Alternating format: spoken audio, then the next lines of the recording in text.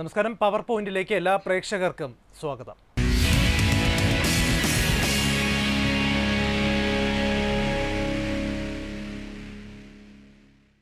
കേരളം വീണ്ടും ഒരു തെരഞ്ഞെടുപ്പിന്റെ പടിവാതിൽക്കൽ എത്തി നിൽക്കുകയാണ്. ഉപതെരഞ്ഞെടുപ്പിന് തൊട്ടു മുൻപുള്ള ആവേശവും വീറും കഴിഞ്ഞ ദിവസങ്ങളിലൊക്കെ തന്നെ നാം കാണുകയും ചെയ്യുന്നു. വരാൻ പോകുന്നത് തദ്ദേശ സ്വയംഭരണ സ്ഥാപനങ്ങളിലേക്കുള്ള തെരഞ്ഞെടുപ്പും അതോടൊപ്പം തന്നെ നിയമസഭാ തെരഞ്ഞെടുപ്പുമാണ്. അതിനു മുൻപായുള്ള സെമി ഫൈനലായിട്ട് വേണം നിലമ്പൂർ ഇലക്ഷനെ രാഷ്ട്രീയ പാർട്ടികളും നിരീക്ഷകരും നോക്കിക്കാണുന്നത്. ആർക്കാണ് നിലമ്പൂരിൽ മുൻഗണന ലഭിക്കുക? ഈ വിഷയമാണ് പവർ പോയിന്റ് ഇന്ന് പരിശോധിക്കുന്നത്. ഇന്ന് നമ്മോടൊപ്പം അതിഥികളായി ചേരുന്നത് യൂത്ത് കോൺഗ്രസ് നേതാവ് ശ്രീ രജിത് രവീന്ദ്രൻ, രാഷ്ട്രീയ നിരീക്ഷകൻ ശ്രീ ബി റജി, ഒപ്പം തന്നെ ഇടതുപക്ഷത്തെ പ്രതിനിധീകരിച്ച് ശ്രീ വെമ്പായം നസീർ എന്നിവരാണ്. ആദ്യം ശ്രീ രജിത്ത്, UDF തികഞ്ഞ ആത്മവിശ്വാസത്തിലാണ്, നിരവധി ഘടകങ്ങൾ മുന്നോട്ട് വയ്ക്കുന്നുമുണ്ട്. എന്നിരുന്നാലും ഒരു സെമി ഫൈനൽ പോരാട്ടമായിട്ട് തന്നെയാണ് എല്ലാവരും ഇതിനെ നോക്കിക്കാണുന്നത്. എന്തൊക്കെ പോസിറ്റീവായിട്ടുള്ള ഘടകങ്ങളാണ്, കാര്യങ്ങളാണ് നിങ്ങൾ പ്രതീക്ഷിക്കുന്നത്, മുന്നോട്ട് വയ്ക്കുന്നത്? തീർച്ചയായും പാലക്കാടിന് ശേഷം നിലമ്പൂരിലേക്ക് കോൺഗ്രസ് നേതൃത്വം അല്ലെങ്കിൽ UDF നേതൃത്വം കടന്നു വരുമ്പോൾ തികഞ്ഞ ആത്മവിശ്വാസത്തോടു കൂടി തന്നെയാണ് ഈ ഒരു തെരഞ്ഞെടുപ്പിനെ കാണുന്നത്. കാലാകാലങ്ങളായി കഴിഞ്ഞ 9 വർഷമായി നിലനിൽക്കുന്ന ഈ ഇടത് ഭരണത്തിൽ ജനങ്ങൾ ഇതിനോടകം തന്നെ തൃക്കാക്കര തെരഞ്ഞെടുപ്പിലും പിന്നെ പുതുപ്പള്ളിയിലും പാലക്കാടുമൊക്കെ കണ്ട അതേ ജനരോഷം തന്നെയാണ് നിലനിൽക്കുന്നത്. അപ്പോൾ ഈ വരുന്ന തിരഞ്ഞെടുപ്പിൽ നിലമ്പൂരിൽ പൂർണ്ണമായ വിജയം UDFന്, ആര്യാടൻ ഷൗക്കത്തിന് തന്നെയാണ് എന്നുള്ള കാര്യത്തിൽ ഒരു തർക്കവുമില്ല. പ്രാദേശികമായ ജനവികാരം പൂർണ്ണമായും LDFനെതിരാണ്. ചിഹ്നത്തിൽ അവർക്ക് സ്വരാജിനെ കൊണ്ട് നിർത്തേണ്ടി വരുന്ന ഒരു സാഹചര്യം എങ്ങനെ ഉണ്ടായി എന്ന് പോലും നമ്മൾക്ക് ചർച്ച ചെയ്യേണ്ടി വരും. കഴിഞ്ഞ കാലങ്ങളിലൊക്കെ കണ്ടുവന്ന ഇടത് സർക്കാരിൻ്റെ നയങ്ങളിൽ പ്രതിഷേധിക്കുന്ന വലിയൊരു വിഭാഗം, യാഥാർത്ഥ്യം പറഞ്ഞാൽ ഈ പറയുന്ന മലപ്പുറം ജില്ലയെക്കുറിച്ച് മുഖ്യമന്ത്രി നടത്തിയ പരാമർശം പോലും വളരെയേറെ വികാരത്തോടു കൂടിയാണ് അവിടുത്തെ ജനങ്ങൾ കണ്ടിരിക്കുന്നത്. അപ്പോൾ അതിനൊക്കെ ഉള്ളൊരു തിരിച്ചടി നിർബന്ധമായും ഇപ്രാവശ്യം ഉണ്ടാകുമെന്നുള്ള കാര്യത്തിൽ തർക്കമില്ല. മാത്രമല്ല KPCCയുടെ പുതിയ നേതൃത്വത്തിൽ വന്നിരിക്കുന്ന നേതൃത്വമാകട്ടെ, മുതിർന്ന നേതാക്കളാകട്ടെ, യൂത്ത് കോൺഗ്രസ്, KSU അടക്കമുള്ള അല്ലെങ്കിൽ UDF നേതൃത്വത്തിലുള്ള മുഴുവൻ വിഭാഗങ്ങളും, യൂത്ത് ലീഗ് ആവട്ടെ, MSF ആവട്ടെ, മുഴുവൻ സംവിധാനങ്ങളും ഒരേ തരത്തിൽ ഒരേ ലക്ഷ്യത്തോടു കൂടി തന്നെയാണ് നീങ്ങുന്നത്. വാർത്താമാധ്യമങ്ങൾ പടച്ചുവിടുന്ന തരത്തിലുള്ള ഒന്നും തന്നെ അവിടെയില്ല. ഒരു പ്രയാസവും നമുക്കവിടെയില്ല. ഞങ്ങളുടെ എല്ലാം ലക്ഷ്യം ഒറ്റക്കെട്ടായി ഞങ്ങൾ നോക്കിക്കാണുന്നത് പിണറായി വിജയനെ അധികാരത്തിൽ ഇറക്കി ഇവിടെ ജനങ്ങൾക്ക് സംശുദ്ധമായൊരു ഭരണം നേടിയെടുത്ത് ജനങ്ങൾക്ക് വേണ്ടി പ്രവർത്തിക്കാൻ രംഗത്തേക്ക് വരിക എന്നുള്ള ആത്മവിശ്വാസത്തോടു കൂടി തന്നെയാണ് നിലമ്പൂരിലേക്ക് ഞങ്ങൾ കടന്നു വന്നിരിക്കുന്നത്. നിലമ്പൂരിലുള്ള ഓരോ വ്യക്തികളോടും നേരിട്ട് സംസാരിച്ചാൽ ആത്മവിശ്വാസക്കുറവ് അവിടെ നിൽക്കുന്ന വോട്ടർമാർക്കില്ല. ആത്മവിശ്വാസക്കുറവുള്ളത് LDFനും BJPക്കുമാണ്. BJPക്ക് ഇത് കാൻഡിഡേറ്റിനെ പോലും നിശ്ചയിക്കണമോ എന്ന് പുതിയ BJPയുടെ സംസ്ഥാന അധ്യക്ഷൻ പറഞ്ഞിരിക്കുന്നത് അവിടെ ഒരു CJP ഘടകത്തിൻ്റെ അല്ലെങ്കിൽ CPM തോൽക്കുമോ അല്ലെങ്കിൽ LDF തോൽക്കുമോ എന്ന ഭയത്തോടു കൂടിയാണ്. അവിടെ ഈ ഒരു സെമി ഫൈനൽ കോൺഗ്രസ് കടന്നു വരാതിരിക്കാൻ BJPയുടെ എല്ലാ ബ്ലെസ്സിങ്സും CPMന് നിലവിലുണ്ട്. പക്ഷെ അത്തരത്തിലുള്ള ഒരു സമ്മർദ്ദങ്ങളും അല്ലെങ്കിൽ അത്തരത്തിലുള്ള ഭീഷണികളൊന്നും കോൺഗ്രസ് ഈ UDF നേതൃത്വത്തിൻ്റെ മുന്നിലേക്ക് വില പോകില്ല. LDFനെ സംബന്ധിച്ചിടത്തോളം മുഖ്യമന്ത്രി പിണറായി വിജയൻ നേരിട്ട് അവിടെ പ്രചരണം നടത്തുന്നു. അദ്ദേഹത്തിൻ്റെ പരാമർശങ്ങളൊക്കെ തന്നെ നമ്മുടെ മുൻപിലുണ്ട്. എന്തായാലും തികഞ്ഞ ആത്മവിശ്വാസത്തിലാണ് പാർട്ടി എന്ന് പറയുന്നു. സ്വരാജിനെ അവിടെ പാർട്ടി ചിഹ്നത്തിൽ തന്നെ മത്സരിപ്പിക്കാൻ സാധിക്കുന്നു. അങ്ങനെയുള്ള ഘടകങ്ങളുണ്ട്. മറുവശത്ത് ഇവിടെ ശ്രീ രജിത് സൂചിപ്പിച്ചതുപോലെ ഭരണവിരുദ്ധ വികാരം മുന്നിൽ നിർത്തിക്കൊണ്ടാണ് UDF തെരഞ്ഞെടുപ്പിനെ നോക്കിക്കാണുന്നത്. താങ്കൾ എങ്ങനെയാണ് ഈ ഒരു തെരഞ്ഞെടുപ്പ് മുന്നോട്ട് പോക്കിനെ വിലയിരുത്തുന്നത്? എത്രത്തോളം പ്രതീക്ഷ നിങ്ങൾക്കുണ്ട്? എന്ത് ഘടകത്തിലാണ്? സ്വരാജ് എന്ന് പറഞ്ഞാൽ എല്ലാവരും ഇഷ്ടപ്പെടുന്ന ഒരു സഖാവാണ്. അദ്ദേഹം രാഷ്ട്രത്തിന് അതീതമായി തന്നെ എല്ലാ ജാതി മത കക്ഷി രാഷ്ട്രീയക്കാരും ഇഷ്ടപ്പെടുന്ന ഒരു നല്ല ഒരു ചെറുപ്പക്കാരനാണ് അഡ്വക്കേറ്റ് സ്വരാജ്. അദ്ദേഹത്തിൻ്റെ ആ വരവോടെ തന്നെ UDFൻ്റെ കാറ്റ് അഴിച്ചു വിട്ടു എന്ന് വേണമെങ്കിൽ പറയാം.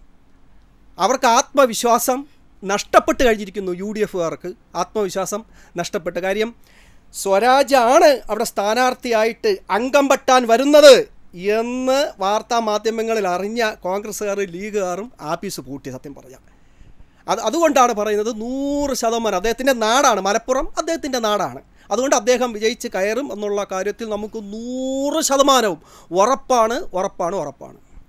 നമുക്ക് ഈ പ്രധാനമായും കോൺഗ്രസ് മുന്നോട്ട് വയ്ക്കുന്ന UDF മുന്നോട്ട് വയ്ക്കുന്ന ചില കാര്യങ്ങളുണ്ട്. മുഖ്യമന്ത്രിയുടെ മലപ്പുറം പരാമർശം, അതാണ് കഴിഞ്ഞ കുറച്ച് ദിവസങ്ങളായി ചർച്ച ചെയ്യുന്നത്. അത് നിങ്ങളെ ബാധിക്കും എന്ന് കരുതുന്നുണ്ടോ? കാരണം മുഖ്യമന്ത്രി ആ വിഷയത്തിൽ ഇതുവരെയും ഒരു വിശദീകരണം നൽകിയിട്ടില്ല. മുഖ്യമന്ത്രി എന്താണ്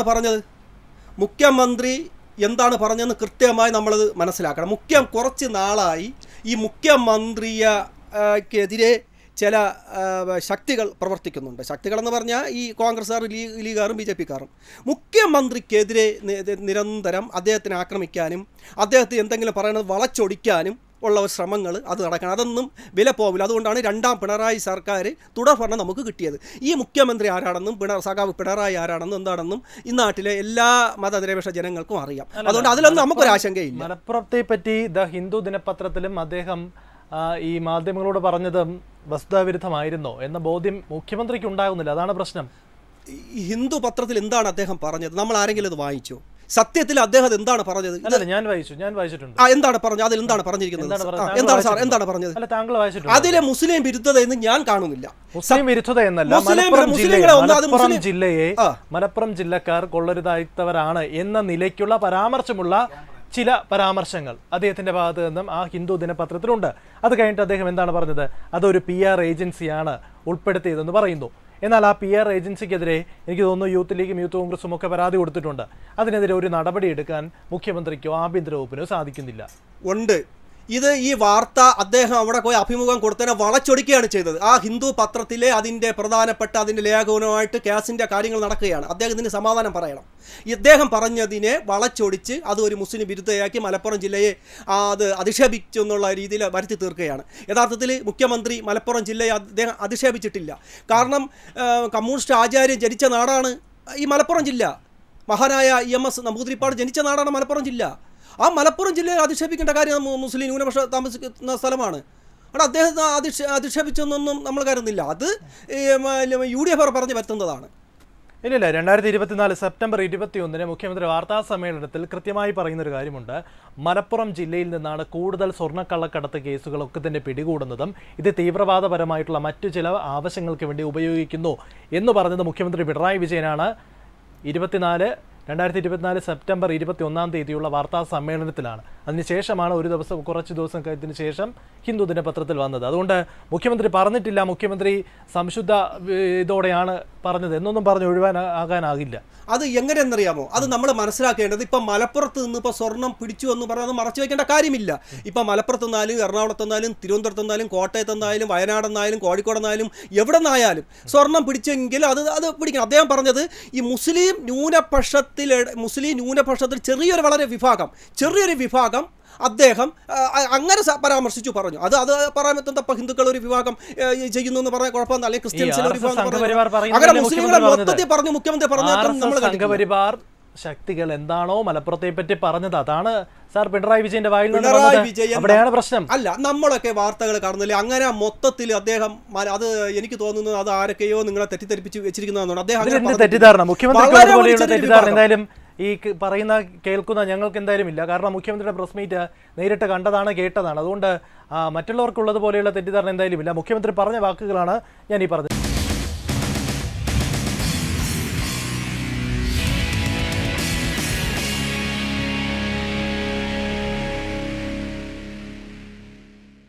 ശ്രീ B. റജി, പല ഘടകങ്ങളും നിലമ്പൂരിൽ ചർച്ചയാവുകയാണ്. അതിലേറ്റവും പ്രധാനപ്പെട്ട കാര്യമാണ് ഈ മുഖ്യമന്ത്രിയുടെ മലപ്പുറം പരാമർശം. അത് നേരത്തെ തന്നെ ആദ്യത്തെ കൺവെൻഷനിൽ KC വേണുഗോപാൽ AICC ജനറൽ സെക്രട്ടറിയാണ് ഈ വിഷയം ഉന്നയിച്ചത്. അത് UDF ഇപ്പോൾ ഏറ്റെടുക്കുന്നു. അങ്ങനെ പല വിഷയങ്ങളുണ്ട്. എന്നിരുന്നാൽ പോലും ആകെ നമ്മൾ പരിശോധിക്കുമ്പോൾ ഏതൊക്കെ ഘടകമായിരിക്കും നിലമ്പൂരിനെ സ്വാധീനിക്കുക എന്നാണ് താങ്കൾ കരുതുന്നത്? പ്രധാനമായിട്ടും LDF സർക്കാരിൻ്റെ 9 വർഷത്തെ ഭരണം അത് നേട്ടമായിരുന്നു, കോട്ടമായിരുന്നു, ഏത് രീതിയിൽ അവർ ജനങ്ങൾക്ക് നൽകിയ വാഗ്ദാനങ്ങൾ പാലിക്കുവാൻ സാധിച്ചിട്ടുണ്ട് എന്നുള്ളതിനെല്ലാം വിലയിരുത്തുന്ന ഒരു അവസരമാണ്.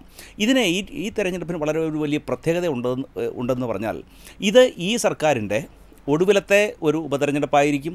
ഇത് കഴിഞ്ഞാൽ ഇനി തെരഞ്ഞെടുപ്പിലേക്ക് കടക്കുകയാണ്. അതായത് നവംബർ ഡിസംബറിൽ വരുന്ന തദ്ദേശ സ്വയംഭരണ തെരഞ്ഞെടുപ്പ്, അതിനുശേഷം അടുത്ത വർഷം ആദ്യം നടക്കുന്ന നിയമസഭാ തിരഞ്ഞെടുപ്പ്. അപ്പോൾ ഒരു ഭരണമാറ്റം സ്വാഭാവികമായിട്ട് ജനങ്ങൾ ആഗ്രഹിക്കുന്ന ഒരു ഘട്ടമാണ് ഇന്നുള്ളത്. കാരണം 9 വർഷം കൊണ്ട് ജനങ്ങൾക്ക് നൽകിയ വാഗ്ദാനങ്ങളിൽ എത്രമാത്രം നിറവേറ്റുവാൻ LDFന് കഴിഞ്ഞു എന്നുള്ളതിനെയാണ് ജനങ്ങൾ പരിശോധിക്കുന്നത്. ഇവിടെ അതിനോടൊപ്പം തന്നെ ഇവിടെ LDF സർക്കാരിൻ്റെ 4ാം വർഷം, അതായത് 9ാം വർഷത്തിലേക്ക് അവർ പൂർത്തിയാക്കുമ്പോൾ അവർ ഏറ്റവും പ്രധാനപ്പെട്ട നേട്ടമായി LDF സർക്കാർ മുന്നോട്ട് വച്ചത് ദേശീയപാത വികസനം ഞങ്ങൾ പൂർത്തിയാക്കി എന്നാണ് പറയുന്നത്. പക്ഷേ അങ്ങനെ പൂർത്തിയാക്കി എന്നവകാശപ്പെട്ട ദേശീയപാത ഇവിടെ അതായത് 4ാം വർഷം ആഘോഷിക്കുന്നതിൻ്റെ തൊട്ട് തലേ ദിവസമാണ് മലപ്പുറം ജില്ലയിലെ കൂരിയാട് എന്ന പ്രദേശത്ത് ഈ ദേശീയപാത പൊട്ടിപ്പൊളിഞ്ഞ് അവിടെ വിള്ളൽ വീണ് വലിയ ഗർത്തമായി വയൽ ഉയർന്നു പൊങ്ങുകയൊക്കെ ചെയ്ത സംഭവങ്ങളുണ്ടായത്. അത് അവിടെ കൊണ്ട് തീർന്നില്ല. ഏതാണ്ട് 150ഓളം സ്ഥലങ്ങളിൽ ദേശീയപാതയിൽ വിള്ളൽ വീണു. അപ്പോൾ ഏറ്റവും വലിയ ഭരണ നേട്ടമായി LDF സർക്കാർ കൊണ്ടുവന്ന ദേശീയപാത 66 612 കിലോമീറ്റർ നീളമുള്ള കേരളത്തിൻ്റെ ദേശീയപാത പൊട്ടിപ്പൊളിയുകയും വിള്ളൽ വീഴുകയും ചെയ്യുമ്പോൾ അത് സ്വാഭാവികമായിട്ടും ഭരണ നേട്ടത്തിൻ്റെ നിറം കെടുത്തുന്നു ഒന്ന്. അതുപോലെ പ്രഖ്യാപിക്കപ്പെട്ടിരിക്കുന്ന മുന്നോട്ട് വച്ചിരിക്കുന്ന വാഗ്ദാനങ്ങൾ ഏത് തലം വരെ പ്രാവർത്തികമാക്കാൻ കഴിഞ്ഞിരിക്കുന്നു. നോക്കൂ, അവർ ഏറ്റവും കൂടുതൽ സാമൂഹ്യക്ഷേമ പെൻഷനെ സംബന്ധിച്ച് ഉള്ള വിവാദങ്ങൾ ഇപ്പോൾ നടക്കുമ്പോൾ ഏറ്റവും പ്രധാനമായിട്ട് നമ്മൾ മനസ്സിലാക്കേണ്ടത്, പ്രകടന പത്രികയിൽ അവർ പറഞ്ഞിരുന്നു 2500 രൂപ വെച്ച് ഞങ്ങൾ പെൻഷൻ സാമൂഹ്യക്ഷേമ പെൻഷൻ വർദ്ധിപ്പിക്കുമെന്ന് പറഞ്ഞിരുന്നു. പക്ഷേ ഇപ്പോഴും 1600 എത്താൻ മാത്രമേ കഴിഞ്ഞിട്ടുള്ളൂ. ഇനി വരുന്ന ഈ ഒരു 6 മാസത്തെ അല്ലെങ്കിൽ 7 മാസത്തെ ഭരണത്തിൻ്റെ ഇടയിൽ ബാക്കി തുക നൽകാൻ കഴിയുമെന്ന് നമുക്ക് വിശ്വസിക്കാനാവില്ല. അതുകൂടെ പറഞ്ഞു പോണ്ടേ സാറേ? ഉമ്മൻചാണ്ടി സാർ 600 കൊടുത്തോണ്ടുന്നത്, അതാണ് 1600 ആക്കിയത്. നോക്കൂ, ഉമ്മൻചാണ്ടി സാറിൻ്റെ കാലഘട്ടത്തിൽ ഇതും തമ്മിലുള്ള ഏറ്റവും പ്രധാനപ്പെട്ട ഒരു വ്യത്യാസം നമ്മൾ മനസ്സിലാക്കേണ്ടത്, ഉമ്മൻചാണ്ടി ഭരിക്കുന്ന സമയത്ത് സാമൂഹ്യക്ഷേമ പെൻഷനോടൊപ്പം ക്ഷേമനിധി ബോർഡ് പെൻഷൻ വാങ്ങാനും ഉള്ള അവകാശം നൽകിയിരുന്നു. ആ 2 പെൻഷൻ വാങ്ങാനുള്ള അവകാശം LDF സർക്കാർ അത് നിർത്തലാക്കി. അത് ബഹുമാനായ തോമസ് ഐസക് അതിൻ്റെ കാലഘട്ടത്തിലാണ് അതിനെ ഏകീകരിക്കുകയും അത് 600 രൂപയായി നിജപ്പെടുത്തുകയും ചെയ്തു. അത് ജനങ്ങളെ സംബന്ധിച്ച്, ഈ പെൻഷൻകാരെ സംബന്ധിച്ചൊരു വലിയ നഷ്ടമാണ് സംഭവിച്ചത്. അപ്പോൾ ആ ഒരു ഫാക്റ്റ് അവിടെ നിൽക്കുന്നു. ഇനി മാത്രമല്ല, ഒരു തൊഴിലാളി വർഗ സർക്കാർ ഈ ക്ഷേമ പെൻഷനെ സംബന്ധിച്ച് ഉന്നയിക്കുന്ന ചില വാദഗതികൾ, അത് എന്താണ്, ക്ഷേമ പെൻഷനെ സംബന്ധിച്ചുണ്ടാക്കുന്ന വിവാദങ്ങൾ നമ്മൾ പരിഗണിക്കുമ്പോൾ ഒരു കാര്യം നമ്മൾ മനസ്സിലാക്കണം.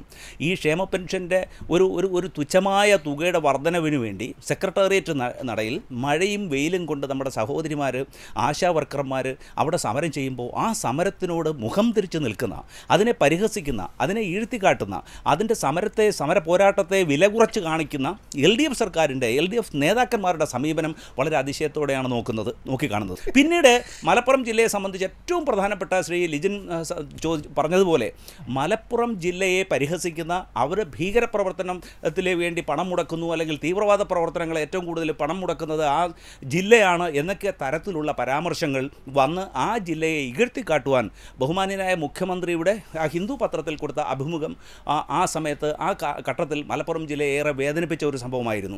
CPMൻ്റെ പോളിറ്റ് ബ്യൂറോ അംഗമായ ശ്രീ വിജയരാഘവൻ, അദ്ദേഹം മലപ്പുറം ജില്ലയിലെ ശ്രീമതി പ്രിയങ്ക ഗാന്ധിക്ക് വോട്ട് നൽകിയവർ അവരെക്കുറിച്ച് പറഞ്ഞ പരാമർശം, അത് ആ ജില്ലയെ സംബന്ധിച്ചും അതിന് വോട്ട് ചെയ്ത മതേതരവാദികളായിട്ടുള്ള ജനാധിപത്യ വിശ്വാസികളായിട്ടുള്ള മലപ്പുറം ജില്ലക്കാരെ അധിക്ഷേപിക്കുന്നതിന് തുല്യമല്ലേ? അത്തരം പ്രസ്താവനകൾക്ക് ഈ അവസരത്തിലെങ്കിലും മാപ്പ് പറയാനോ അല്ലെങ്കിൽ എനിക്ക് നാവുപിഴ പറ്റിയതാണെന്ന് പറയാനോ ഉള്ള ഉത്തരവാദിത്വം ബഹുമാന്യനായ ഈ പോളിറ്റ് ബ്യൂറോ അംഗത്തിനില്ലേ? അതൊക്കെ ഇവിടെ ചർച്ച ചെയ്യപ്പെടും. രജിത്ത് സൂചിപ്പിച്ചതുപോലെ കഴിഞ്ഞ 9 വർഷത്തെ ഭരണ വിലയിരുത്തലാകും ഈ തെരഞ്ഞെടുപ്പ് എന്ന കാര്യത്തിൽ തർക്കമില്ല. ഇതിന് മുൻപുള്ള തെരഞ്ഞെടുപ്പുകൾ അങ്ങനെയായിരുന്നില്ല, UDFൻ്റെ തന്നെ സിറ്റിംഗ് സീറ്റുകളായിരുന്നു. പക്ഷേ ഇവിടെ അതൊരു വെല്ലുവിളിയാവുകയാണ്. ഇനി ഏത് തരത്തിലായിരിക്കും റിസൾട്ട് എന്നുള്ളത് വളരെ ആകാംക്ഷയോടെ എല്ലാവരും നോക്കിക്കാണുന്നുണ്ട്. എന്തൊക്കെ പ്രതീക്ഷകൾ നിങ്ങൾ വയ്ക്കുന്നുണ്ട്, പ്രത്യേകിച്ച് ഈ ഭരണത്തെ സംബന്ധിച്ചിടത്തോളം? വെല്ലുവിളി എന്ന് സൂചിപ്പിച്ചല്ലോ, എത്ര ശതമാനം വോട്ടിൻ്റെ വ്യത്യാസത്തിലാണ് ശ്രീ VV പ്രകാശ് തോറ്റത് എന്നതുകൂടി അന്വേഷിക്കേണ്ടിയിരിക്കുന്നു. പ്രകാശ് ചേട്ടൻ്റെ വിയോഗം കോൺഗ്രസ് നേതൃത്വത്തിന് കേരളത്തിലാകമാനം തളർത്തിയിട്ടുണ്ട് എന്നുള്ളതിൽ തർക്കമില്ല. കഴിഞ്ഞ ദിവസം PV അൻവർ അദ്ദേഹത്തിൻ്റെ വീട്ടിലേക്ക് കടന്നു വന്നു. അപ്പോൾ സ്മിത ചേച്ചി, അദ്ദേഹത്തിൻ്റെ ഭാര്യ, പറഞ്ഞത് ഈ ത്രിവർണ്ണ പതാക വിട്ടുള്ള ഒരു രാഷ്ട്രീയത്തിലും അവർ ചേക്കേറാൻ പോകുന്നില്ല, അവസാനം വരെ പാർട്ടി തന്നെയാണ് എന്ന് പറഞ്ഞതിൻ്റെ റിസൾട്ടിൻ്റെ ഇമ്പാക്റ്റ് അവിടെ കൊടുത്തിരിക്കുന്നത് ഏത് തലത്തിലാണ് എന്ന് ഞാൻ അവതാരകനെ ഒന്ന് ഓർമ്മിപ്പിക്കുകയാണ്. അന്ന് ആ സംഘടനാപരമായി അവിടെ ഈ പ്രസ്ഥാനത്തിനെ പിടിച്ചു നിർത്തുമ്പോൾ വി പ്രകാശ് ഒരു മുസ്ലിം അല്ല എന്നോർക്കണം. അതേസമയം VS ജോയ് ഒരു മുസ്ലിം അല്ല എന്നോർക്കണം. മലപ്പുറം പോലുള്ളൊരു പ്രദേശത്തെ ഇന്ത്യയിലെ വിവിധ സംസ്ഥാനങ്ങളിൽ BJP RSS സംഘപരിവാർ രാഷ്ട്രീയം പ്രൊജക്റ്റ് ചെയ്യുന്നത് ഒരു പറ്റം തീവ്രവാദികൾ, പാകിസ്ഥാനെ പോലെ തീവ്രവാദികളായ വലിയൊരു വിഭാഗം സ്ഥിതി ചെയ്യുന്ന പ്രദേശം എന്നാണ് RSS ഈ മലപ്പുറത്തെക്കുറിച്ച് ചിത്രീകരിച്ച് വച്ചിരിക്കുന്നത്. അത് ദ കേരള സ്റ്റോറി എന്ന സിനിമ കണ്ടിട്ടുള്ളവർക്ക് വ്യക്തമായി ബോധ്യപ്പെടും. ആ സിനിമയെ ചോദ്യം ചെയ്ത് പ്രക്ഷോഭങ്ങൾ നിരന്തരം നടത്തിയ സംഘടനയുടെ സംസ്ഥാന പ്രതിനിധിയാണ് ഞാൻ. അതുകൊണ്ട് തന്നെ ആശയപരമായി RSS നടത്തിയിരിക്കുന്ന വർഗീയ പരാമർശത്തിന് തത്തുല്യമായി നടത്തിയ ആളുടെ പേര് പിണറായി വിജയൻ എന്നാണ്. പിണറായി വിജയൻ കേരളത്തിൻ്റെ മുഖ്യമന്ത്രിയായിരിക്കുന്ന കാലയളവിൽ നടത്തിയ പ്രസ്താവനയാണ്. വിജയരാഘവൻ നടത്തിയ പ്രസ്താവനയെക്കുറിച്ചും പറഞ്ഞിട്ടുണ്ട്. P. ജയരാജൻ്റെ പുസ്തകത്തിലും ഇത് തന്നെ പറഞ്ഞിട്ടുണ്ട്. പൊതുവായ CPM നേതാക്കളുടെ അഭിപ്രായം തന്നെയാണ് മലപ്പുറം ജില്ലയിൽ ഒരു മുസ്ലിം ആധിപത്യമുള്ള ആളുകൾ ആ മേഖല എന്നുള്ള നിലയിൽ, ആ വിശ്വാസികളുണ്ട് എന്നുള്ള നിലയിൽ ആ പാവങ്ങളെയൊക്കെ ചിത്രീകരിക്കുന്നത് സ്വർണ്ണക്കള്ളക്കടത്തുകാരായിട്ടും ഹവാല ഡീലർമാരായിട്ടും തീവ്രവാദികളായും IS-ൻ്റെ ചാരന്മാരുമായിട്ടാണ് ഇവിടെ ഭരിക്കുന്ന അദ്ദേഹത്തിൻ്റെ പ്രജകളാണ്. ഇത് നിലമ്പൂരും മലബാർ മേഖല ഉൾപ്പെടുന്ന മുസ്ലിങ്ങൾ അദ്ദേഹത്തിൻ്റെ പ്രജകളാണ്. അദ്ദേഹം മുഖ്യമന്ത്രിയായിരിക്കുമ്പോൾ അദ്ദേഹത്തിനെ മുഖ്യമന്ത്രിയായി കാണുന്ന ആളുകൾ തന്നെയാണ് ഈ പരാമർശം നടത്തിയപ്പോൾ അവിടെ സ്ഥിതി ചെയ്യുന്നവർ. അവരുടെ കൃത്യമായ പ്രതിഷേധം ഈ തെരഞ്ഞെടുപ്പിൽ നിലമ്പൂരിൽ ഉണ്ടാകുമെന്നുള്ള കാര്യത്തിൽ ഒരു തർക്കവും വേണ്ട. ശ്രീ വെമ്പായം നസീർ അദ്ദേഹം നേരത്തെ വികാരേതീനായി പറയുന്നുണ്ട് ഹിന്ദു പത്രത്തിൽ വന്ന ലേഖനത്തിനെക്കുറിച്ച് വളരെ നിയമ നടപടികളിലേക്കൊക്കെ പോകുന്നു. ഒരു നടപടിയിലേക്കും പോയിട്ടില്ല. വളരെ കൃത്യമായ തെളിവുകൾ അതിൻ്റെ അടിസ്ഥാനത്തിൽ ഞാൻ പറഞ്ഞുതരാം. ഈ ഇൻ്റർവ്യൂ എടുത്തിരിക്കുന്നത് ആരാണെന്നറിയാമോ? CPMൻ്റെ വളരെ പ്രബലനായ ഒരു നേതാവിൻ്റെ മകനാണ്. ഞാൻ പേര് ചാനൽ ചർച്ചയായതുകൊണ്ട് മാത്രം പരാമർശിക്കുന്നില്ല. അദ്ദേഹം ഈ പിണറായി വിജയനുമായി ബന്ധപ്പെട്ടിട്ടുള്ള ബന്ധത്തിൻ്റെ അടിസ്ഥാനത്തിൽ ആ ഒരു ഇൻ്റർവ്യൂ തയ്യാറാക്കുന്നു. പിറ്റേ ദിവസം അത് വളരെ കൃത്യമായി BJP സംഘപരിവാറുകൾ എഴുതി തയ്യാറാക്കുന്ന ലേഖനം പോലെ ദ ഹിന്ദുവിലേക്ക് വരുന്നു. നിങ്ങൾക്കൊരു കാര്യം അറിയാമോ? ഇപ്പോഴും പലരും വിചാരിച്ചു വെച്ചിരിക്കുന്ന ഹിന്ദു എന്ന് പറയുന്നത് ഹിന്ദുക്കളുടെ പത്രമെന്ന് വിചാരിച്ചു വെച്ചിരിക്കുന്ന കുറേ മണ്ടന്മാരായിട്ടുള്ള RSSകാർ ഈ നാട്ടിലുണ്ട്. ഈ RSSകാരായിട്ടുള്ള അവരുടെ ധാരണ എന്താണ്? പിണറായി വിജയനും അതുപോലെ തന്നെ പറഞ്ഞിരിക്കുകയാണ് യഥാർത്ഥത്തിൽ കൃത്യമായും ഈ മലബാർ മേഖലയിൽ ഇത്തരത്തിലുള്ള കാര്യങ്ങൾ നടക്കുന്നു. അതിനുശേഷം സ്വർണം പൊട്ടിക്കൽ അടക്കമുള്ള പ്രശ്നങ്ങൾ വന്നിരിക്കുന്നു. ADGPക്കെതിരെ PV അൻവറിൻ്റെ പരാമർശം വന്നിരിക്കുന്നു. അവിടെ നിന്ന് IPS ഉദ്യോഗസ്ഥർ 2 പേരടക്കം സസ്പെൻഷനിലേക്ക് പോകുന്നു ഈ സ്വർണ്ണക്കടത്തിലേക്ക്. ഈ ഉദ്യോഗസ്ഥരും ഈ സ്വർണം പൊട്ടിക്കുന്ന നേതാക്കളെന്ന് അവകാശപ്പെടുന്നവരൊക്കെ ഏത് രാഷ്ട്രീയ പാർട്ടിയുടെ ബാക്ക്ഗ്രൗണ്ടിലേക്ക് ഈ ക്രിമിനലിസത്തിലേക്ക് കടന്നു വന്നവരാണ്? ഈ ഉദ്യോഗസ്ഥരെല്ലാം ആരുടെ ആളുകളാണ്? ഇവിടുത്തെ ആഭ്യന്തര വാഴ ആരാണ്? ഇതിനെക്കുറിച്ച് കൃത്യമായ നിലപാടുകൾ പറയാൻ ഇവിടെ ഒരു സമൂഹമുണ്ട്. അത് പ്രതിനിധീകരിക്കുന്നത് മതനിരപേക്ഷത ആഗ്രഹിക്കുന്ന UDFൻ്റെ നേതാക്കളാണ്.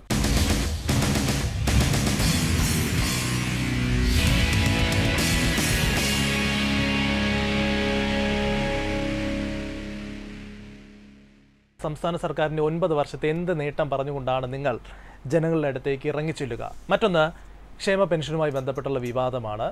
കൃത്യമായി KC വേണുഗോപാലും UDF നേതാക്കളും പറഞ്ഞു കഴിഞ്ഞു. പക്ഷേ വീണ്ടും നിങ്ങൾ അതിനെ ഒരു കുഴപ്പത്തിലാക്കുന്ന, ആളുകൾക്കിടയിൽ തെറ്റിദ്ധാരണ പരത്തുന്ന രീതിയിലുള്ള ഒരു കാര്യമാക്കി അതിനെ മാറ്റുകയും ചെയ്യുന്നുണ്ട്. അതിലൂടെ നേട്ടം കൊയ്യാനാകുമെന്ന് കരുതുന്നുണ്ടോ? തീർച്ചയായും കാര്യങ്ങൾ ജനങ്ങൾ മനസ്സിലാക്കി വരികയാണ്. കാരണം ബഹുമാന്യനായ മുൻ മുഖ്യമന്ത്രി ഉമ്മൻചാണ്ടി സാർ ഇറങ്ങിപ്പോകുമ്പോൾ 600 രൂപയായിരുന്നു പെൻഷൻ. അത് കിട്ടിയാലായി അല്ലെങ്കിലായി, എപ്പോഴെങ്കിലും കൊണ്ട് കൊടുക്കും. പക്ഷേ അങ്ങനെയൊന്നും പറഞ്ഞു സാറേ, ഞാൻ സംസാരിക്കല്ലേ സാറേ, ഞാൻ ഇടതുപക്ഷത്തിൽ ഞാൻ മാത്രം, നിങ്ങൾ 3 പേരും ഒരു ഭാഗത്ത് സംസാരിക്കുമ്പോൾ എനിക്ക് സമയം തരണം. അല്ല, എന്റെ ചോദ്യം എത്രയേ ഉള്ളൂ, എത്ര മാസത്തെ അതാണ് ഞാൻ പറഞ്ഞു വരുന്നത്. മാസം സാറേ സംസാരിക്കണ്ട സാറേ. ഉമ്മൻചാണ്ടി അദ്ദേഹം മുഖ്യമന്ത്രി ആയിരുന്ന സമയത്ത് 600 രൂപയായിരുന്നു പെൻഷൻ. അത് എപ്പോഴെങ്കിലും ആരെങ്കിലും കൊണ്ട് കൊടുക്കും, കൃത്യമായിട്ട് കണ്ടിന്യൂ ആയിട്ട് അത് കിട്ടുന്നില്ല. പക്ഷേ സഖാവ് പിണറായി വിജയൻ മുഖ്യമന്ത്രിയായി വരുന്നതിന് ശേഷം 1000 രൂപയാക്കി. 600 രൂപയെ ഒറ്റയടിക്ക് 1000 രൂപയാക്കി. പിന്നീട് അതിനെ 1600 ആക്കി. അങ്ങനെ 65 ലക്ഷം പാവങ്ങൾക്ക് 90,000 കോടി രൂപയുടെ സഹായമാണ് ചെയ്തു വരുന്നത്. അത് കൈപ്പറ്റുകയാണ് ഈ 65 ലക്ഷം ആൾക്കാർ. ആ വാങ്ങുന്നവർക്ക് അറിയാം അവർക്ക് കിട്ടുന്നോ ഇല്ലയോ എന്ന്. അത് നമുക്കത് കിട്ടുന്നതെന്ന് നിങ്ങൾക്കും അറിയാം. പക്ഷേ കിട്ടുന്നില്ല എന്ന് വരുത്തി തീർത്തുകൊണ്ട് മുഖ്യമന്ത്രി പിണറായി വിജയനെ എങ്ങനെ ആക്രമിക്കുക, അതാണ് നിങ്ങളുടെ അജണ്ട. ഇരിക്കട്ടെ, ഞാൻ പറഞ്ഞു വരുന്നത്, എൻ്റെ പ്രിയങ്കരനായ റജി സാറും യൂത്ത് കോൺഗ്രസിൻ്റെ പ്രിയങ്കരൻ എൻ്റെ സുഹൃത്ത് നിങ്ങൾക്ക് ഈ മലപ്പുറം ജില്ലയോടും മുസ്ലിങ്ങളോടും വല്ലാത്ത പ്രേമം തോന്നിയതിൽ ഞാൻ നിങ്ങളെ ആശ്ലേഷിക്കുകയാണ്, അഭിനന്ദിക്കുകയാണ്, ആശംസിക്കുകയാണ്. വളരെ നല്ലത്. മാപ്പിള സ്ഥാനാണ് ഈ പാകിസ്ഥാൻ ജില്ലയെ രൂപീകരിക്കരുത്, മാപ്പിളസ്ഥാൻ എന്ന് വിളിച്ച് പറഞ്ഞത് കമ്മ്യൂണിസ്റ്റാർ അല്ല, ആര്യാടൻ മുഹമ്മദ് എന്ന് പറയുന്ന നിങ്ങളുടെ നേതാവാണ് പറഞ്ഞത്. 68-ലോ 69-ലോ അന്ന് സപ്തകക്ഷി മുന്നണി എന്ന സമയത്ത് CH മുഹമ്മദ് കോയ, മുസ്ലിം ലീഗിൻ്റെ നിങ്ങളുടെ പരമോന്നത UDFിൻ്റെ നേതാവായ CH മുഹമ്മദ് കോയ, അദ്ദേഹം വിദ്യാഭ്യാസ മന്ത്രിയായിരുന്ന സമയത്ത് 67-ലോ 68-ലോ ആണ്. ഇന്ന സമയത്ത് കമ്മ്യൂണിസ്റ്റുകാരെ കൂടെയായിരുന്നു അദ്ദേഹം മുസ്ലിം ലീഗ്. അന്നാണ് മലപ്പുറം ജില്ല രൂപീകരിച്ചത്. അന്ന് മുഖ്യമന്ത്രി EMS ആണ്. EMS മുഖ്യമന്ത്രിയും മുസ്ലിം ലീഗിൻ്റെ CH മുഹമ്മദ് കോയ അദ്ദേഹം വിദ്യാഭ്യാസ മന്ത്രിയാണ്. ആ സമയത്താണ് മലപ്പുറം ജില്ലയുടെ രൂപീകരണം. അന്ന് ഈ കോൺഗ്രസ്സുകാർ വിളിച്ച മുദ്രാവാക്യം ഞാൻ പറഞ്ഞു തരാം. പാകിസ്ഥാനിൽ നിന്ന് തോക്ക് വരും, പാകിസ്ഥാനിൽ നിന്ന് ബോംബ് വരും, മാപ്പിളസ്ഥാനെന്ന് നിലവിളിച്ചത് ഈ ആര്യാടൻ ഷൗക്കത്തിൻ്റെ ബാപ്പ ആര്യാടൻ മുഹമ്മദാണ്. ഗൂഗിൾ അടിച്ചു നോക്കി അദ്ദേഹത്തിൻ്റെ പഴയ പ്രസംഗം കിട്ടും. ഈ ആര്യാടൻ മുഹമ്മദാണ് പറഞ്ഞത് മലപ്പുറം ജില്ലയെ രൂപീകരിക്കാൻ പാടില്ല എന്ന് പറഞ്ഞ് EMSനെ വിളിച്ച മുദ്രാവാക്യങ്ങൾക്ക് ഇന്ന് ഓർമ്മയുണ്ട്. ഈ EMSനെ എതിരെ വിളിച്ചത് നിങ്ങളെ ഈ ആര്യാടൻ മുഹമ്മദ് നിരാഹാരമിരുന്നോ മലപ്പുറം ജില്ല രൂപീകരിക്കരുതെന്ന് പറഞ്ഞ് ഈ ആര്യാടൻ, അന്ന് അദ്ദേഹത്തിൻ്റെ ചെറുപ്പകാലമായിരുന്നു, അദ്ദേഹം നിരാഹാരമായിരുന്നു. മലപ്പുറം ജില്ല രൂപീകരണത്തിനെതിരെ, മലപ്പുറം ജില്ല രൂപീകരിച്ചാൽ അങ്ങ് പാകിസ്ഥാനിൽ നിന്ന് തോക്ക് വരും, ഇവിടെ പ്രശ്നമാവും, അതുകൊണ്ട് ഈ മലപ്പുറം ജില്ല കോഴിക്കോട് വിഭജിക്കാൻ പാടില്ല, മലപ്പുറം ഒരു പുതിയ ജില്ല വരാൻ പാടില്ല എന്ന് പറഞ്ഞിട്ട് നിങ്ങളുടെ നേതാവ്, നമ്മുടെ സ്ഥാനാർത്ഥി നിങ്ങളുടെ സ്ഥാനാർത്ഥി ആര്യാടൻ ഷൗക്കത്തിൻ്റെ ബാപ്പ ആര്യാടൻ മുഹമ്മദ് നിരാഹാരമിരുന്നു. എന്നിട്ട് മാപ്പിളസ്ഥാൻ എന്ന നില വിളിച്ചത് ഇന്നും ഗൂഗിൾ നോക്കിയാൽ കിട്ടും സാർ. എന്നിട്ട് നിങ്ങളുടെ മുഖ്യമന്ത്രി പിണറായി അത് പറഞ്ഞു, പിണറായി ഇത് പറഞ്ഞു, പിണറായി മുസ്ലിങ്ങളെ ആക്രമിക്കുന്ന പറഞ്ഞ് കാടടച്ച് വെടിവെക്കുന്നത് മോശമാണ്. ശരി, ഒരു നിമിഷം. തുണയൊന്നും പരസ്യമായി ഇവിടെ ഒരു കോൺഗ്രസ് നേതാക്കളും കൊടുത്തിട്ടില്ല. വർഗീയ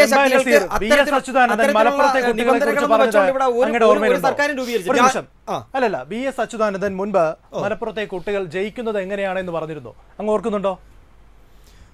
മലപ്പുറത്തെ കുട്ടികൾ കോപ്പി അടിച്ചാണ് ജയിക്കുന്നത് എന്ന് പറഞ്ഞ നേതാവിന്റെ പേര് BS അച്യുതാനന്ദൻ എന്നാണ്.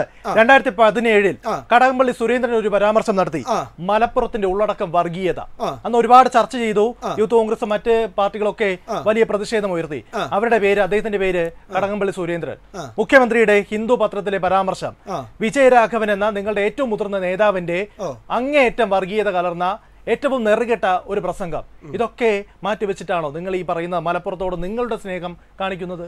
സാർ, ഞാൻ അവതാരണോട് കാര്യം ചോദിക്കട്ടെ സാറേ. ആദ്യമായിട്ട് ഈ മുസ്ലിം ലീഗ് പാർട്ടി, ഇപ്പം മുസ്ലിം ലീഗ് നിങ്ങളാണല്ലോ, ആദ്യമായിട്ട് ഈ മുസ്ലിം ലീഗിൽ മന്ത്രിസ്ഥാനം കൊടുത്ത കമ്മ്യൂണിസ്റ്റുകാരാണ്, നിങ്ങളല്ല. നിങ്ങൾ CH മുഹമ്മദ്, നിങ്ങൾ മുസ്ലിം ലീഗിനെ ഘടകകക്ഷിയാക്കി ആദ്യം നിങ്ങൾ എടുത്തില്ല. മന്ത്രിസ്ഥാനം കൊടുക്കുകയോ കൊടുക്കാതിരിക്കുകയോ ചെയ്യുന്ന കാര്യമല്ല ഞാൻ ചോദിച്ചത്. മലപ്പുറത്തെ സാധാരണ ജനങ്ങളെ ബാധിക്കുന്ന വിഷയം, അവരെ അപമാനിക്കുന്ന പ്രസ്താവന നടത്തിയതിനെ കുറിച്ചാണ് ചോദിക്കുന്നത്. നിങ്ങളിപ്പോഴും ഈ പറയുന്ന വിജയരാഘവന്റെയും മുഖ്യമന്ത്രി പിണറായി വിജയന്റെയും വാക്കിലൊക്കെ ഉറച്ചു നിൽക്കുന്നുണ്ട്. ഒരു കാര്യം ചോദിക്കട്ടെ, അത് നമുക്ക് അങ്ങോട്ട് കിടക്കാം. അച്യുതാനന്ദൻ എന്താണ് STP എന്നാണ് പറഞ്ഞത്. STP ഇവിടെ 20 വർഷം കൊണ്ട് മുസ്ലിം രാജ്യമാക്കാൻ ശ്രമിക്കുന്നു. അത് നമ്മളും പറയുന്നുണ്ട്. അതൊന്നുമല്ല സാർ പറഞ്ഞത്. മലപ്പുറത്തെ കുട്ടികളെ കുറിച്ചാണ് ശ്രീ വെമ്പായം നസീർ പറഞ്ഞത്. പരാമർശത്തിന്റെ വീഡിയോ സഹിതം യൂട്യൂബിലുണ്ട്. ഇപ്പോ തന്നെ നിങ്ങൾക്ക് കാണണമെന്നുണ്ടെങ്കിൽ ഈ ചർച്ചയ്ക്കിടയിൽ തന്നെ കാണിച്ചു തരാൻ ഞാൻ തയ്യാറാണ്. അതായത് RSSനെ പോലെ എതിർക്കപ്പെടണം SDPയെയും ജമാഅത്തെ ഇസ്ലാമിയെയും. അവരുടെ അജണ്ട നടപ്പാക്കാൻ പോകുന്നില്ല, അതുകൊണ്ടാണ് അങ്ങനെ പറഞ്ഞത്. ശ്രീ റജി സൂചിപ്പിച്ചതുപോലെ PV അൻവർ എന്ന് പറയുന്ന ഒരു ഘടകം അവിടെ വലിയ രീതിയിൽ അദ്ദേഹം തന്നെ സ്വയം പ്രൊമോട്ട് ചെയ്ത് രംഗത്ത് വരുന്നുണ്ട്. ഈ തെരഞ്ഞെടുപ്പിൽ ഏതെങ്കിലും തരത്തിൽ അതൊരു ഘടകമാകും എന്ന് താങ്കൾ കരുതുന്നുണ്ടോ? ശ്രീ ലിജിൻ, ഒന്ന് രണ്ട് കാര്യങ്ങളൊന്ന് പറഞ്ഞോട്ടെ അതിന് മുമ്പായിട്ട്. അതായത് മലപ്പുറം ജില്ല 1969 രൂപീകരിക്കുന്ന ശേഷം 11 തവണയാണ് ബഹുമാന്യനായ ആര്യാടൻ മുഹമ്മദ് നിലമ്പൂരിൽ നിന്ന് മത്സരിച്ച് വിജയിക്കാൻ കഴിഞ്ഞത്. അപ്പോൾ 11. അതുപോലെ ഈ സംഘപരിവാർ സംഘടനകളുടെ ഏറ്റവും ആദ്യത്തെ ആക്രമണം ഏറ്റെടുത്തത് ഇൻ്റർനാഷണൽ കോൺഗ്രസിൻ്റെ അല്ലെങ്കിൽ ഇന്ത്യക്ക് സ്വാതന്ത്ര്യം നേടിത്തന്ന ബഹുമാന്യനായ നമ്മുടെ ആദരണീയനായ രാഷ്ട്രപിതാവ് മഹാത്മാജിയാണ്. അത് മാത്രമല്ല, ഇപ്പോൾ കോൺഗ്രസ് വിമുക്ത ഭാരതം സൃഷ്ടിക്കാൻ വേണ്ടിയാണ് BJPയും സംഘപരിവാർ സംഘടനകളും ശ്രമിക്കുന്നത്. ആ ഒരു സാഹചര്യം അവിടെ നിൽക്കുമ്പോൾ അത് സംബന്ധിച്ചുള്ള ഒരു ചർച്ചയ്ക്ക് പ്രസക്തി ഉദിക്കുന്നില്ല. പിന്നെ നിലമ്പൂരിനെ സംബന്ധിച്ച് ഈ PV അൻവർ എന്ന അദ്ദേഹം സ്വതന്ത്രനായി അദ്ദേഹം നിലമ്പൂരിൽ മത്സരിക്കുമ്പോൾ ഇടതുപക്ഷത്തിന് CPMന് കിട്ടേണ്ടുന്ന വോട്ട് വിഘടിച്ചു പോകും. അതായത് കഴിഞ്ഞ ഇലക്ഷനിൽ PV അൻവറിന് ലഭിച്ച വോട്ടുകളിൽ ഒന്നുപോലും കോൺഗ്രസിന് കഴിഞ്ഞ വർഷം കിട്ടിയിരുന്നില്ല, കഴിഞ്ഞ 2021 തെരഞ്ഞെടുപ്പിൽ. അപ്പോൾ കോൺഗ്രസിൻ്റെ അന്ന് ലഭിച്ച വോട്ട്, അതായത് 99,000 വോട്ടാണ് ആ മണ്ഡലത്തിൽ, ആ കോൺസ്റ്റിറ്റ്യുവൻസിയിൽ പ്രിയങ്ക ഗാന്ധിക്ക് കഴിഞ്ഞ വർഷം ലഭിച്ചത്. അത് വെച്ച് നോക്കുമ്പോൾ വൻ ഭൂരിപക്ഷത്തിൽ അത് കോൺഗ്രസിൻ്റെ മണ്ണാണ്. ആര്യാടൻ ഷൗക്കത്ത് അവിടെ വിജയസാധ്യതയുണ്ട്, 100% വിജയസാധ്യത അവിടെയുണ്ട്. ഇപ്പുറത്ത് CPMന് കിട്ടിക്കൊണ്ടിരിക്കുന്ന വോട്ടുകൾക്കാണ് വിഭജിച്ചു പോകുന്നു. അതായത് കഴിഞ്ഞ തവണ CPMന് ലഭിച്ച വോട്ടിൻ്റെ ഒരു ഭാഗം PV അൻവറിൻ്റെ സ്ഥാനാർത്ഥിത്വത്തിന് പോവുകയും ചെയ്യും. അതിലെ ഒരു ഭാഗം മാത്രമേ CPMന് ലഭിക്കുകയുള്ളൂ, അല്ലെങ്കിൽ ഇടതുപക്ഷത്തിന് ലഭിക്കുകയുള്ളൂ. മാത്രമല്ല, കഴിഞ്ഞ തെരഞ്ഞെടുപ്പിൻ്റെ കണക്കനുസരിച്ച് നോക്കിയാൽ 26%, 26% വോട്ട് മാത്രമാണ് അവിടെ CPIയുടെ സത്യൻ മൊകേരിക്ക് നേടുവാൻ കഴിഞ്ഞതെന്നുള്ളത് നമ്മൾ ഓർക്കണം. അപ്പോൾ അങ്ങനെ വെച്ച് നോക്കുമ്പോൾ 54% വോട്ടിൻ്റെ ഭൂരിപക്ഷമാണ് അവിടെ നിലമ്പൂർ മണ്ഡലത്തിൽ കോൺഗ്രസിനുള്ളത്. അപ്പോൾ ഇപ്പോൾ ഇടതുപക്ഷത്തിൻ്റെ വോട്ടിൽ വിഭജനം കൂടി വരുമ്പോൾ PV അൻവർ മത്സരിക്കുന്നത് ഇടതുപക്ഷത്തിനെ സംബന്ധിച്ച് അവരുടെ വോട്ടിനെ വിഭജിച്ച് പോകും. അത് ഇടതുപക്ഷത്തിനെ സംബന്ധിച്ച് വലിയ നഷ്ടമാണ് അവിടെ സംഭവിക്കുന്നത്. കാരണം UDFന് കഴിഞ്ഞ തവണ UDFൻ്റെ ഒരു വോട്ട് പോലും PV അൻവറിന് പോയിട്ടില്ലല്ലോ. അപ്പോൾ PV അൻവറിന് കഴിഞ്ഞ തവണ വോട്ടിൽ വരുന്ന ചോർച്ചയാണല്ലോ ഇപ്പോൾ ഉണ്ടാകുന്നത്. കാരണം കഴിഞ്ഞ പ്രാവശ്യം PV അൻവറിൻ്റെ അദ്ദേഹം ഉയർത്തിവെച്ച ആ വിഷയങ്ങളോട് അനുഭാവമുള്ളവർ വോട്ട് നൽകുകയുണ്ടായി. പക്ഷേ ഇത്തവണ PV അൻവർ ഉന്നയിച്ച വിഷയങ്ങൾ ഏറ്റെടുത്ത് അത് ജനങ്ങൾക്ക് മുമ്പാകെ അവതരിപ്പിക്കുന്നത് കോൺഗ്രസ്സാണ്, UDF ആണ്. അപ്പോൾ സ്വാഭാവികമായിട്ട് അൻവർ കഴിഞ്ഞ പ്രാവശ്യം LDFന് വോട്ട് ചെയ്ത വലിയൊരു വിഭാഗം UDFൻ്റെ ഭാഗത്തേക്ക് വരും. അപ്പോൾ എക്സിസ്റ്റിംഗ് ആയി UDFന് ലഭിക്കുന്ന 99,000 വോട്ട് ഒരു ഭാഗത്തും, അതുപോലെ LDF ക്യാമ്പിൽ നിന്ന് PV അൻവറിൻ്റെ ക്യാമ്പിൽ നിന്ന് ലഭിക്കുന്ന വോട്ടും ഉണ്ട്. കാരണം PV അൻവർ എന്ന് പറയുന്നത് രണ്ട് മുന്നണികളുടെ നടുക്ക് നിൽക്കുന്ന ഒരു സ്വതന്ത്രനാണ്. അദ്ദേഹത്തിന് വോട്ട് നൽകിയതുകൊണ്ട് ഒരു പ്രയോജനവും ഉണ്ടാകില്ല എന്നുള്ള വാസ്തവം ആ മണ്ഡലത്തിലുള്ളവർക്ക് മനസ്സിലാക്കാൻ കഴിയും. അപ്പോൾ സ്വാഭാവികമായിട്ട് UDF വൻ ഭൂരിപക്ഷത്തിൽ അവിടെ വിജയിക്കാനുള്ള സാധ്യതയാണ് ഇപ്പോൾ ചിത്രം തെളിഞ്ഞു വരുന്നതിൽ നിന്ന് നമുക്ക് മനസ്സിലാക്കുവാൻ കഴിയുന്നത്. എന്തായാലും ഇനി ദിവസങ്ങൾ മാത്രമാണ് നിലമ്പൂർ ഉപതെരഞ്ഞെടുപ്പിന് ശേഷിക്കുന്നത്. അവകാശവാദങ്ങളുമായി മുന്നണികളുണ്ട്. പക്ഷേ എന്നിരുന്നാലും അന്തിമ തീരുമാനം ജനങ്ങളുടെ കൈകളിലാണ്. ജനങ്ങളുടെ പൾസ് എന്താണെന്ന് അറിയാൻ 23 വരെ കാത്തിരിക്കണം. പവർ പോയിന്റ് പൂർണ്ണമാകുന്നു. ജയ് ഹിന്ദ്.